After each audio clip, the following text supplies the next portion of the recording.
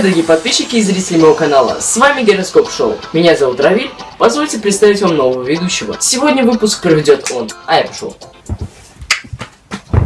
Ну ладно, чё там. Всем привет, дорогие друзья! Меня зовут Рустам, и это очередная часть путешествия на диване. Мы начинаем!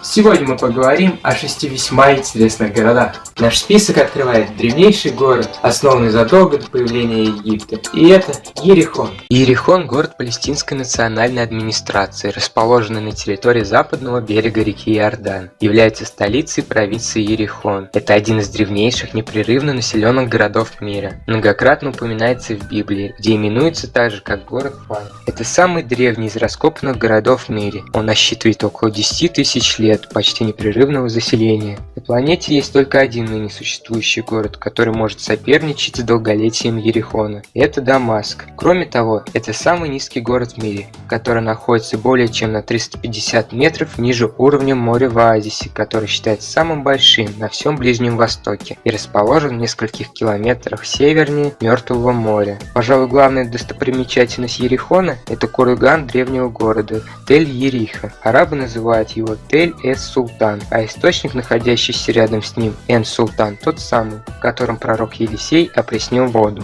Следующую строчку в нашем списке занимает город, охвативший сразу два континента. Уже догадался? Это Стамбул. Стамбул – крупнейший город Турции, главный торговый, промышленный и культурный центр, а также основной порт страны, расположен на берегах пролива Босфора, разделяющего его на европейскую и азиатскую части. По численности населения первый город в Европе, бывшая столица Римской, Византийской, Латинской и Османской империй. Однако современная столица Турции находится в Анкаре. На его территории расположен Гранд-базар, который является крупнейшим и старейшим крытым базаром в мире, под сводом которого разместилось более 3000 магазинов. Стамбул может похвастаться старейшим метро в мире, который был построен в 1875 году. Ветка метро имеет длину 573 метра и расположена в районе Бейоглу. В 2010 году был культурной столицей Европы, но в городе еще никогда не проводились Олимпийские игры. Стамбул стал источником вдохновений для множества литературных и музыкальных произведений.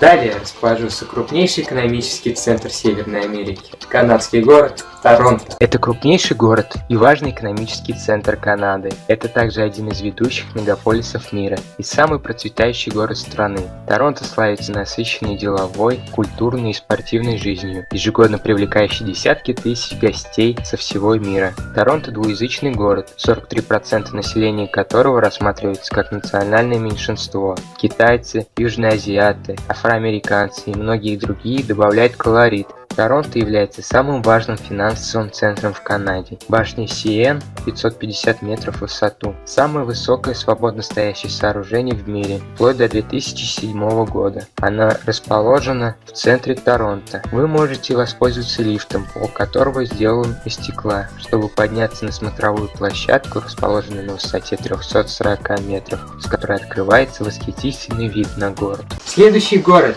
или лучше сказать городок, расположившийся на территории Хорватии и занимающий 4-ю строчку нашего списка, встречайте, Хум.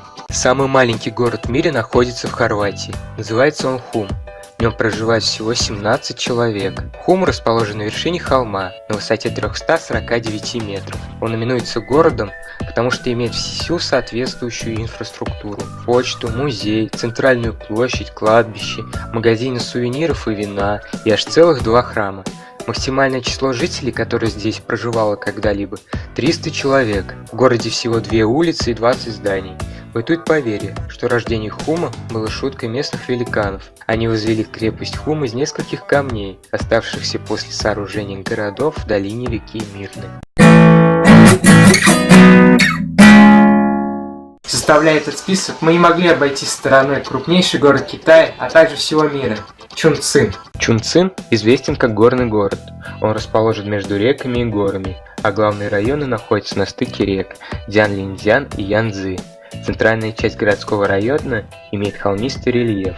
Дома здесь лепятся по горным отрогам, улицы круто спускаются к берегу. Особенно красивый вид имеет ночной Чунцин, когда холмы загораются многочисленными огнями жилых домов. Факты о Чунцине. Это город в центральной части Китая, где проживает более 30 миллионов человек. По площади Чунцин можно сравнить с Австрией.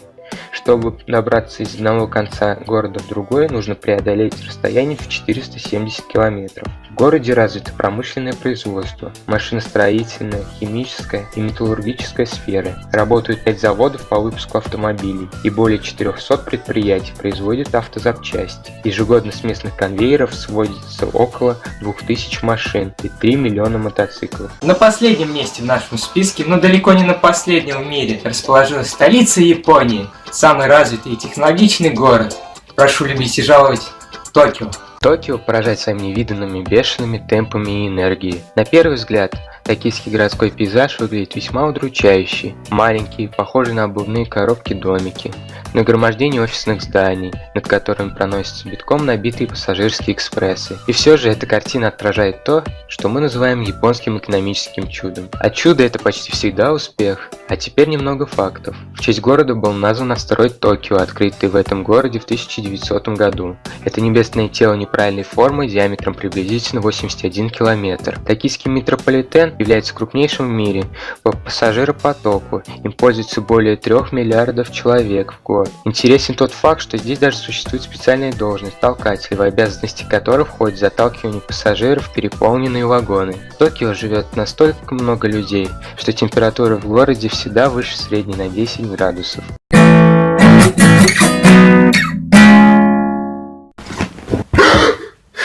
Я надеюсь, он нормально провел этот выпуск.